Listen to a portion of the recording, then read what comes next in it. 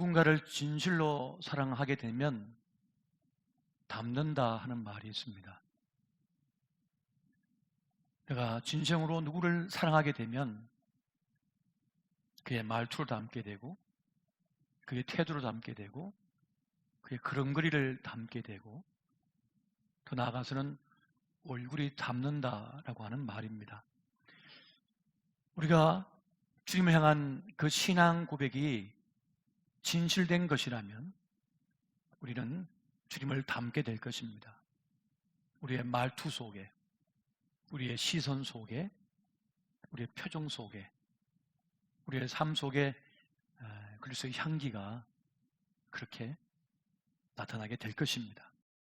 여러분, 성경을 보게 되면 히브리인들의 하나님 야훼 신앙, 그 여호와 하나님께서는 당시 이방 신들과 차별화된 그러한 모습을 가지고 있던 것을 보게 됩니다. 이방 종교의 신들은 하나같이 장소, 기속적 존재들이었습니다. 특정한 장소, 특정한 부족에게 머물면서 복과 화를 주는 그러한 신들이었다는 거예요. 그러니까 부족신이었던 거죠. 근데 반면에 여호와 하나님은 처음부터 지역을 넘어서고 인종을 넘어서서 이 지구를 넘어서 우주를 창조하시고 모든 세대를 구원하기를 원하시는 전지전능하신 하나님이시다. 무소부재하신 하나님이라고 하는 것이 성경에 가르치는 바입니다. 성전을 지어서 봉헌한 솔로몬조차도 감히 성전에 어떻게 하나님을 담을 수가 있느냐라고 하는 고백을 하고 있는 것을 보게 됩니다. 하나님이 참으로 땅에 거하시리이까? 하늘과 하늘들의 하늘이라도 주를 용납하지 못하겠거든 하물며 내가 건축한 이 성전이오리이까? 감히 하나님을 이 성전에 담을 수 없다는 겁니다. 그걸 넘어서는 분이기 때문에 그렇습니다. 그렇게 우리가 믿는 하나님께서는 어떤 민족, 어떤 지역, 어떤 건축물, 어떤 사상에 머물 수 없는, 국한시킬 수 없는 분이라고 하는 사실입니다. 여러분, 구약시대의 성막과 성전, 오늘날의 교회 존재하는 이유가 무엇입니까? 그것을 예배하는 이유가 무엇일까요? 그것은 오직 한 가지 목적 때문입니다. 그것은 만남 때문입니다. 만남. 주님과의 만남이에요. 하나님께서는 거룩하게 구별된 그 장소에서 우리를, 자기 백성을 만나시길 기뻐하셔요. 그리고 그것을 향하여 마음을 두라고 말씀하신 것이 사실입니다. 하지만 비상시에는 자기가 각자 처한 처소에서 하나님의 이름을 부르고 예배하는 것을 기뻐하시고 함께 하셨습니다. 남유다 왕국이 멸망하고 북이스라엘이 멸망하고 포로로 끌려가 그 바벨론 강가에 서 있던 이스라엘 백성들은 그곳에서 눈물을 흘리며 하나님을 찬양합니다. 주의 이름을 부릅니다. 하나님께서는 그곳에도 함께 하셔서 그들의 예배를 받으셨고 그들을 축복하셨습니다. 여러분, 지금은 비상한 때입니다. 비상한 시국입니다. 여러분, 병원의 현장을 보셨습니까? 유럽이나 미국이나 그리고 이 한국이라도 수도권의 병원을 가보셨습니까? 응급실에 가보셨습니까? 지금은 전쟁터를 방불하는 찰나의 생가사가 오고 가는 그런 상황이 벌어지고 있습니다. 여러분, 하루에도 수천 명의 사람들이 지금 죽어가고 있습니다. 지난 세기 유럽의 흑사병과 미국의 스페인 독감 때에 지구 인구의 3분의 1이 사라졌다고 하는 사실을 우리는 잊지 말아야 합니다. 현재 독일은 200만 명이 넘는 확진에 사망자는 4만 5천 명을 넘었었다고 합니다. 영국은 288만 명이 확진되었고 사망자는 7만 6천 명을 넘었었다고 합니다.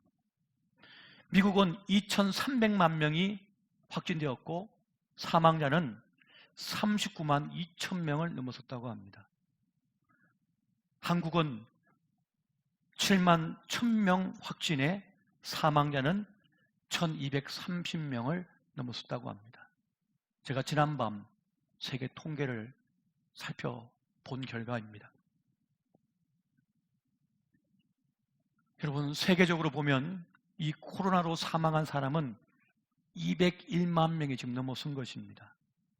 이것이 단 1년 만에 사망한 숫자입니다. 앞으로 얼마나 더 많은 생명들이 사라질 것인지 가늠할 수가 없습니다. 오늘 본문의 말씀을 통하여 이러한 형편 속에서 우리는 어떠한 신앙과 믿음을 가지고 예배생활과 신앙생활을 해야 되는지 한번 살펴보고자 합니다. 오늘 본문의 말씀은 이것에 대해서 가장 확실한 답을 주고 있다고 저는 믿습니다. 어느 날 예수님께서 제자들과 함께 밀밭 사이를 지나가고 계셨습니다. 배고팠던 제자들은 송길이 닿는 그 밀 이삭을 한 움큼 쥐어서 그걸 비벼서 입속에 틀어넣습니다. 그런데 그 장면을 이 바리새파 사람들이 보고 그렇게 말을 합니다. 선생님, 어떻게 당신의 제자들은 이 안식일 날 하지 못할 일을 하는 것입니까? 그때 주님께서는 말씀합니다. 사울 왕의 추적을 피해 도망다니던 다윗이 자기 사람들과 함께 성전에 들어가서 제사장들만 먹었던 그 진설병, 그 떡을 먹고 같이 있던 사람에게 나누어 주지 않았는가 하면서 반박을 하십니다. 오직 그것은 제사장만 먹어야 하는 것이지만 배고픔에 고통하는 그들이 먹은 것에 대해서 그것은 죄가 되지 않는다, 그렇게 말씀하신 것이었습니다. 그리고 이제 장면이 바뀌어서 예수님께서 회당에 들어가십니다. 회당에 들어갔더니 여러 사람이 있는데 그 가운데 한 사람이 오른손이 말라버렸어요. 주님께서 그를 응시하시자 여러 사람들이 예수님께 이렇게 또 도전합니다.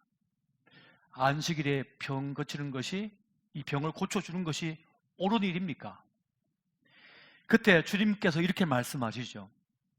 너희 중에 어떤 사람이 양 한 마리가 있어 안식일에 구덩이에 빠졌으면 끌어내지 않겠느냐? 죽도록 내버려 두겠느냐? 그렇게 말씀하십니다. 그리고 이어서 또 이렇게 말씀하십니다. 사람이 양보다 얼마나 더 귀하냐? 그러므로 안식일에 선을 행하는 것이 옳으니라. 이 장면에서 마가는 예수님께서 진노하셨다, 이렇게 기록을 남기고 있습니다. 그들의 마음이 완악함을 탄식하사 노하심으로 그들을 둘러보시고, 우리가 예수님의 공생의 사역을 살펴보게 되면 화를 내실 때도 있습니다. 하지만 몇 번 되지 않으셔요. 대부분은 온화하시고 자애로우시고 사랑에 넘치셨습니다. 그런데 이 장면에서만큼은 주님께서 노하셨습니다. 왜요? 그들의 굳어진 마음, 그들의 완악함을 보셨기 때문이라고 말씀합니다. 여러분, 예수님께서 미워하시는 것이 있습니다. 그것은 자기 의에 도취된 자들입니다. 스스로 의롭다고 여기는 태도에 대해서 주님께서는 진노하셨습니다. 여러분, 삶은 원래 모호한 것입니다.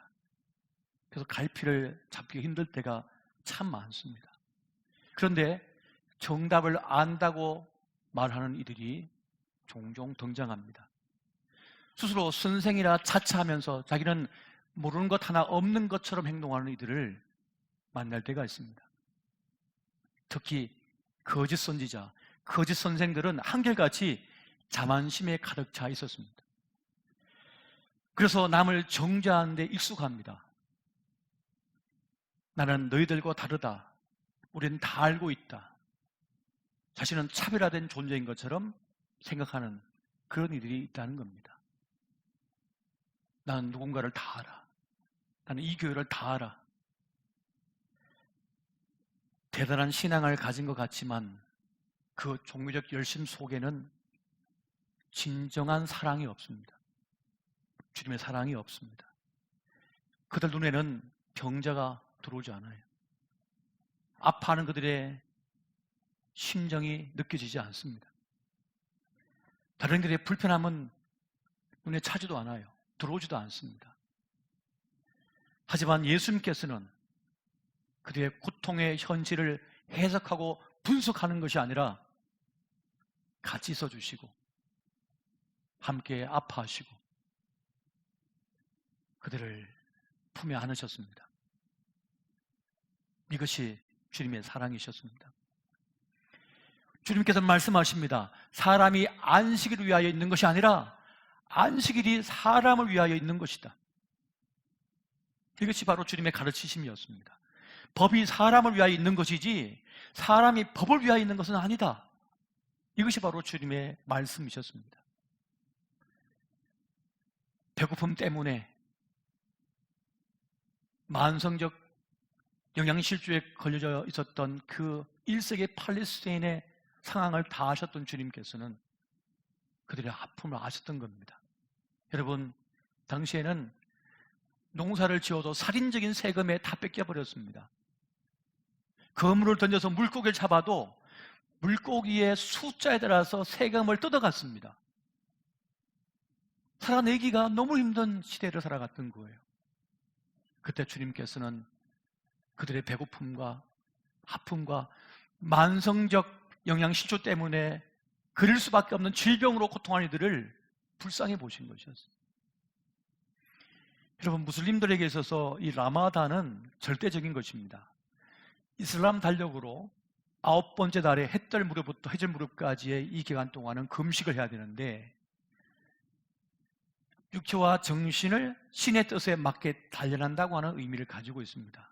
하지만 이 라마단에도 제외되는 예외가 있습니다.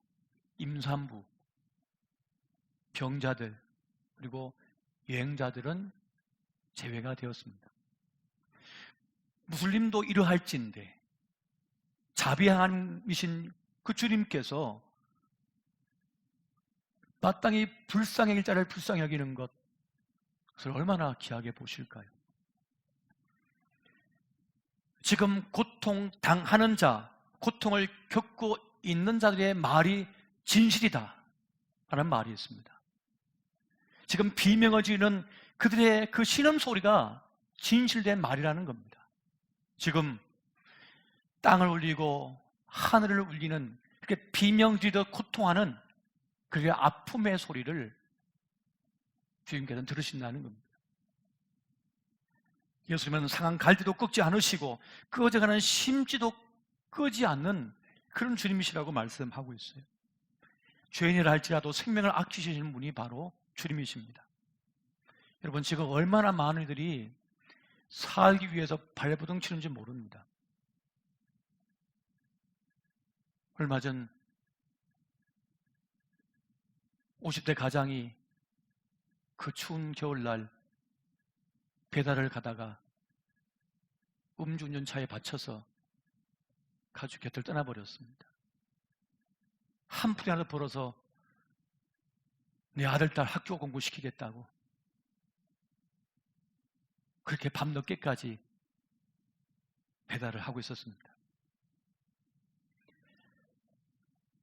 신학생 때 여름 방학을 앞두거나 겨울 방학을 앞두면 선배들이 기숙사에 모여서 뭘 자꾸 공부를 하는 거예요. 그래서 저도 선배님 무슨 공부를 하세요? 봤더니 일본어 공부를 다 하고 있는 거예요. 그래서 왜 이렇게 열심히 하냐고 그랬더니 매 여름방학, 겨울방학 때는 일본으로 건너가서 노동을 한다는 거예요. 그래서 바짝 한 달 동안 노동을 해서 오면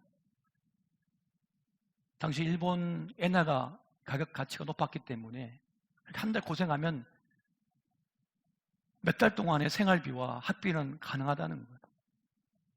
그리고 밤늦게 야간에 한 4시간씩 아파트 공사장 인테리어 하는 데를 가면 단순 노동이지만 그 일을 하면 그래도 솔로치 않게 괜찮은 액수의 급여를 받았습니다. 근데 그곳에 가면 연세 많으신 어르신들도 그 힘겹게 그 짐을 나르고 그 일을 하는 걸 봅니다. 하루는 저한테 묻는 거예요. 젊은이, 요즘 컴퓨터 얼마 하나? 왜요? 아직 쓰시려고? 했더니 아니, 내 딸한테 선물 주려고. 자기는 못 먹고 못 입어도 내 자식만큼 공부시키겠다고 그 험한 노동일을 마다하지 않고 하고 계셨습니다. 주님께서는 그렇게 애쓰고 수고한 이들을 참으로 귀하게 여기셨고 그들을 품에 안으셨습니다. 에베소서 5장에 이렇게 말씀합니다. 그러므로 사랑을 받는 자녀같이 너희는 하나님을 본받는 자가 되고 그리스도께서 너희를 사랑하신 것 같이 너희도 사랑 가운데서 행하라. 그럼 우리를 위하여 자신을 버리사 향기로운 제물과 희생 제물로 하나님께 드리셨느니라. 여러분, 지금 중요한 것은 사람들이 눈이 아닙니다. 사람들의 눈이 아닙니다. 세상이 교회를 어떻게 보느냐가 중요한 게 아닙니다. 세상이 교회를 무시하는 것이 중요한 게 아닙니다. 주님께서 교회를 어떻게 보시는가, 이것이 중요한 것입니다. 내 교회 맞냐? 그리스도의 몸된 교회가 맞냐? 주님께서 교회를 어떻게 보시는가, 이것이 중요한 것입니다. 여러분, 하나님께서 어디가 부족한 분이 아닙니다. 주님은 영광 그 자체십니다. 영광의 광채 자체이신 거예요. 우리가 찬송을 안 부른다고 영광이 사라진 게 아닙니다. 그분은. 여러분, 우리가 주님께 영광을 돌린다고 합니다만 주님께서 가장 영광 받으실 때가 언제일까요? 하나님의 이름이 정말 높아질 때는 언제일까요? 그것은 세상의 문영혼들이 주님을 칭송할 때입니다. 이같이 너희 빛이 사람 앞에 비치게 하여 그들로 너희 착한 행실을 보고 하늘에 계신 너희 아버지께 영광을 돌리게 하라. 사드락과 메삭과 아벳노고가 풀무불에 던져졌지만 주님께서 함께하셔서 살려내셨습니다. 그때 이방의 왕도 너희 하나님을 높이리라 찬양하리라 하면서 노래를 부릅니다. 요셉의 착한 행실과 충성으로 보디발의 집을 돌볼 때에 보디발은 요셉을 통하여 하나님을 경험했습니다. 하나님을 느꼈습니다. 하나님의 영광이 가장 높아질 때는 믿지 않은 이들이 하나님을 경험할 때, 하나님을 충성할 때입니다. 여러분, 교회의 주인이신 주님, 안식일의 주인이신 주님께서 뭐라고 하십니까? 안식일에 선을 행하는 것과 악을 행하는 것, 생명을 구하는 것과 죽이는 것, 어느 것이 옳으냐? 여러분, 여기서 우리는 율법의 기본 정신을 한번 살펴볼 필요가 있습니다. 십계명의 기본 정신이 무엇인지를 살펴볼 수가 있습니다. 십계명의 4계명은 하나님에 대한 부분입니다. 하지만 나머지 6가지는 바로 이웃에 대한 부분을 다루고 있습니다.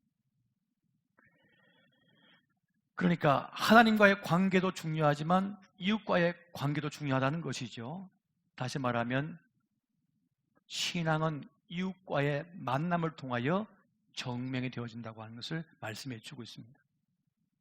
그래서 주님께서 뭐라고 하셨나요? 작은 소작에 한 것이 나에게 한 것이다. 그렇게 밀밭에서 안식일을 어겼다고 공격당할 때 주님께서는 그렇게 말씀하십니다. 나는 자비를 원하고 제사를 원하지 아니하노라 하신 뜻을 너희가 알았더라면 무죄한 자를 정죄하지 아니하였으리라. 자비를 원하고 제사를 원하지 않는다는 주님의 뜻, 이것을 알았다면, 그래서 알았다면 우리는 정말 주님의 마음에 합당한 신앙생활을, 예배생활을 할 수 있을 것입니다. 여러분, 자비, 이 인애라고 하는 이 말은 히브리어로 헤세드라고 하는 말입니다. 이 은혜라고 하는 이 말은 값없이 주어지는 것이죠. 자격 없는 자에게 주어지는 것입니다. 여러분, 아무리 지식이 출중하고 능력이 탁월해도요, 사랑이 없으면 다 잃어버리는 겁니다. 외양간은 깨끗하고 화려한데 소가 없습니다. 무슨 소용입니까? 소가 없는데. 여러분, 소가 없으면 외양간이 아무리 깨끗하고 웅장해도 소용이 없는 것입니다. 교회가 아무리 화려하고 웅장하고 대단해도 사람이 없으면 소용이 없는 겁니다. 죽은 영혼을 구원해내지 않고 구원의 길로 이끌어지지 못하면 소용없는 겁니다. 그것은. 우리는 사랑의 관점으로서 이 상황과 이 형편을 살펴볼 수 있어야 할 것입니다. 주님의 마음이 어디에 계신지, 주의 뜻이 어디에 있는지 우리는 살필 수가 있어야 됩니다. 하나님은 제사보다 인애를 원하신다고 하였습니다. 제사보다 사랑을 원하신다고 말씀하는 것입니다. 여러분, 그동안 우리는 많은 성장과 부흥을 이루었습니다. 세계 10대 교회가 한국에 있습니다. 한국에는 어마어마한 부흥을 이루어냈습니다. 그러면 수없이 많은 성경 공부 프로그램이 있습니다. 저도 한국에 있는 웬만한 성경 공부 프로그램 다 자격증을 가지고 있습니다. 10몇 개가 됩니다. 그리고 그렇게 많이 가르쳤습니다. 그렇게 우리는 살이 찌고 기름졌습니다. 왜 그랬을까요? 이때를 위함입니다. 고난의 시기, 국가적 위기, 지구촌의 위기, 이때를 위하여 교회를 기름지게 하셨고 교회를 살찌우셨고 부흥케 하셨습니다. 부자 교회가 되게 하셨습니다. 이때를 위함입니다. 이때에 내 것을 깨트려서 흘려보내고 품에 안고 돌보기 위함입니다.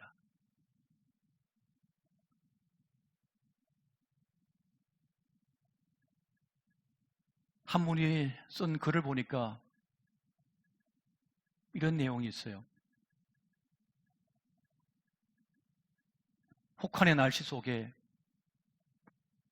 수도가 얼지 않도록 하기 위해 불을 틀어놓았다.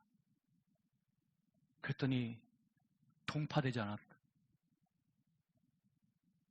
그런데 그걸 꽉 잠궈 놓은 거는 다 터져버렸다는 거예요. 힘겹고 어려울수록, 세상에 차가워질수록 우리가 사랑을 흘려내 보낼 때 우리는 살 수가 있는 겁니다. 살아낼 수가 있는 겁니다. 한국 교회가 사는 길, 세계 교회가 사는 길은 여기에 있습니다. 아버지의 마음을 가지고 주님의 마음을 본받아서 사랑을 베풀고 끌어안고 함께 아파하고 눈물 흘리고 그래서 살려내기 위하여 함께 애쓸 때 그때 우리는 살아날 수 있습니다. 복음의 기회가 되는 거예요. 하지만 어렵다고 틀어막고 나만 위해 쏜다. 그러면 영적 동맥경화에 걸려서 쓰러져 버립니다. 한국교회가 사느냐 죽느냐가 여기에 달려 있습니다. 오늘 이 시간 우리 모두 주님의 마음을 본받기를 원합니다. 주의 마음으로 이 세상을 바라보기를 원합니다. 그렇게 앞으로 함께 나누는 진정한 교회 되기를 소망합니다. 이 은혜가 함께 하시기를 예수 이름으로 축원드립니다.